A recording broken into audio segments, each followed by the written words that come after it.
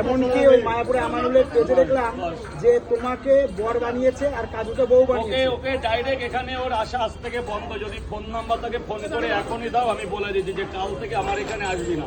তারপর সামনে দোকানে পুলিশ করে গেছে, আর এক জায়গা পুলিশ করে গেছে, ভিডিওগুলো ছেড়েছে। এখানে তো 15টা হবে না, তাহলে আমি আগে 3টে দিই আপনাকে। 3টে নিয়ে যাবো না, আগে যেমন ফুড ব্লগিং হতো একদম যে অরিজিনাল কন্টেন্ট, সেই আগে অরিজিনাল কন্টেন্ট ছিল। আগে 4টে লোক ছিল, কোনো লোক ছিল না। এখন যত দিন যাচ্ছে ভিউজ নেই, নোংরামিটা বেড়ে যাচ্ছে। হ্যাঁ, ওইটাই তো হচ্ছে। কি হচ্ছে এগুলো কি কন্টেন্ট ক্রিয়েটর বলে নাকি? এগুলো ফুড ব্লগারের মধ্যে পড়ে কি এসব? তো আর কদিন পর তো এখানে পুরো নোটিশ দিয়ে দেবো যে কোনো ব্লগ নেই।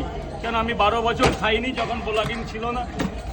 এরকম নোংরামি হলে হয় প্রশাসনের দ্বারস্থ তো হবেই, তারপর পুরো আমি বন্ধই করে দেবো। একদম দেখি আমার চলে নাকি।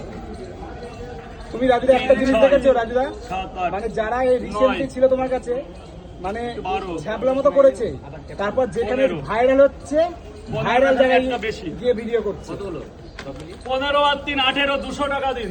ওরা কিন্তু নতুন কোনো কন্টেন্ট বানাচ্ছে না। দাদাকে দুটো ডিম, তাহলে 15 আর 3 18 মানে 180 টাকা। আর দুটো পাওয়াটা করে দিই, 200 হয়ে যাক আবার, তাহলে 180 দেবেন।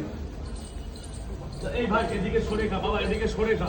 গেটটা ছেড়ে দে ভাই, গেটটা ছেড়ে দে, গেট চান্স করবে না ভাই।